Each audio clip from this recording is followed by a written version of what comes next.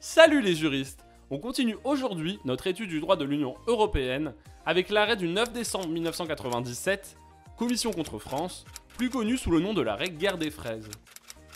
C'est cet arrêt qui précise que le principe de coopération loyale doit aussi s'exercer en matière de libre circulation des marchandises et qu'un État peut être sanctionné pour manquement à ses obligations du fait d'agissements de personnes privées. Mais avant toute chose, sache que tu peux aussi retrouver la fiche illustrée de cet arrêt sur notre compte Instagram, @filetdroit. Avant de commencer les amis, je vous propose directement un petit rappel de la législation qu'il faut connaître avant d'étudier cet arrêt. Selon l'alinéa 2 de l'article 26 TFUE, le marché intérieur comporte un espace sans frontières intérieures dans lequel la libre circulation des marchandises, des personnes, des services et des capitaux est assurée selon les dispositions des traités. L'article 34 du TFUE, vous commencez à le connaître, interdit la mise en place de restrictions à l'importation ou de toute mesure d'effet équivalent. Enfin, l'article 4 alinéa 3 du traité sur l'Union européenne énonce qu'en vertu du principe de coopération loyale, l'Union et les États membres se respectent et s'assistent mutuellement dans l'accomplissement des missions découlant des traités. Les États membres prennent toute mesure générale ou particulière propre à assurer l'exécution des obligations découlant des traités ou résultant des actes des institutions de l'Union. Les États membres facilitent l'accomplissement par l'Union de sa mission et s'abstiennent de toute mesure susceptible de mettre en péril la réalisation des objectifs de l'Union. Ne vous inquiétez pas, la liste s'arrête là, mais vous verrez, la suite sera facile à comprendre. Commençons donc avec les faits. Dans les années 80, l'ouverture des frontières nationales au commerce intracommunautaire n'avait pas fait que des heureux, et avait notamment entraîné une certaine colère chez les agriculteurs français. En conséquence, à partir de 1985, se sont répétées régulièrement un certain nombre d'attaques sur les camions transportant des marchandises agricoles et plus particulièrement des fraises.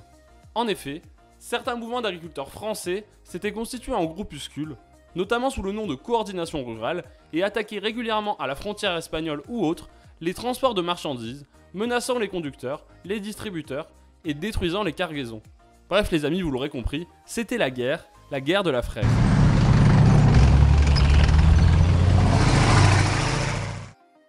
Face à cette situation qui, vous vous en doutez, ne permettait pas le fonctionnement optimal du marché intérieur, la Commission européenne est restée très patiente après avoir été saisie d'un grand nombre de plaintes durant une décennie, et face au manque de réaction de l'État français, il a tout de même fallu attendre juillet 1995 pour que la Cour soit saisie d'un recours en constatation de manquement à l'encontre de la France. Pour rappel, un recours en manquement est une procédure qui se trouve aujourd'hui à l'article 258 du TFUE, qui énonce que si la Commission estime qu'un État membre a manqué à une de ses obligations qui lui incombent en vertu des traités, elle émet un avis motivé à ce sujet. Si l'État en cause ne se conforme pas à cet avis dans le délai déterminé par la Commission, celle-ci peut saisir la Cour de justice de l'Union européenne. En d'autres termes, les amis, cette procédure permet à la Commission de faire condamner un État qui ne respecterait pas ses obligations issues des traités. La Commission considérait que la France avait manqué à ses obligations en vertu des actuels articles 34 du TFUE et 4 du TUE. Cette situation constituait donc selon elle une entrave à la libre circulation des marchandises. Cependant, la France avait toujours affirmé avoir pris un certain nombre de mesures préventives et condamné fermement les actions des agriculteurs. Elle soulignait cependant, comme le relève la Cour, que ces opérations de type commando menées de manière imprévisible par des petits groupes très mobiles rendraient extrêmement difficile l'intervention des forces de l'ordre.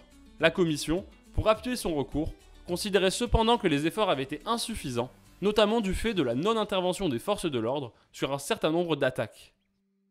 Mais la question qui apparaît et à laquelle devait répondre la Cour était de savoir s'il était possible de condamner un État pour manquement à ses obligations du fait de l'agissement des personnes privées, alors que l'obligation d'assurer la libre circulation des marchandises pèse sur cet État membre.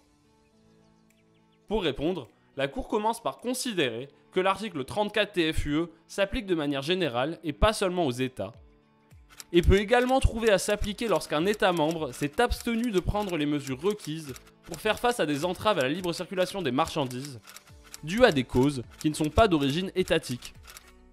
Ici donc, des commandos d'agriculteurs.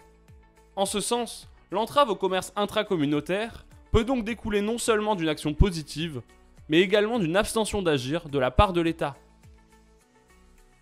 En conséquence, l'article 34 du TFUE impose aux États membres non seulement de ne pas adopter eux-mêmes des actes ou des comportements susceptibles de constituer un obstacle aux échanges, mais également, en lien avec l'article 4 du TUE et la coopération loyale, de prendre toutes les mesures nécessaires et appropriées pour assurer sur leur territoire le respect de cette liberté fondamentale.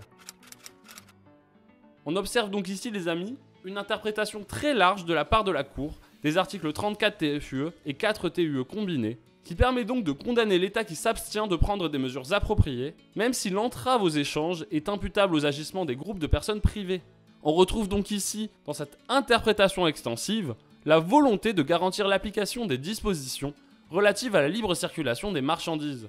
Et c'est donc cela qui constitue l'apport majeur de cet arrêt pour nous. Pour terminer rapidement en l'espèce, après avoir répondu aux justifications de la France, la Cour avait constaté qu'il y a lieu de conclure que le gouvernement français s'est abstenu de manière manifeste et persistante de prendre des mesures suffisantes et appropriées pour faire cesser les actes de vandalisme qui mettent en cause sur son territoire la libre circulation de certains produits agricoles originaires d'autres États membres et empêcher le renouvellement de tels actes. Voilà les juristes, j'espère vous avoir été utile. En attendant, je vous dis à bientôt, et d'ici là, filez droit!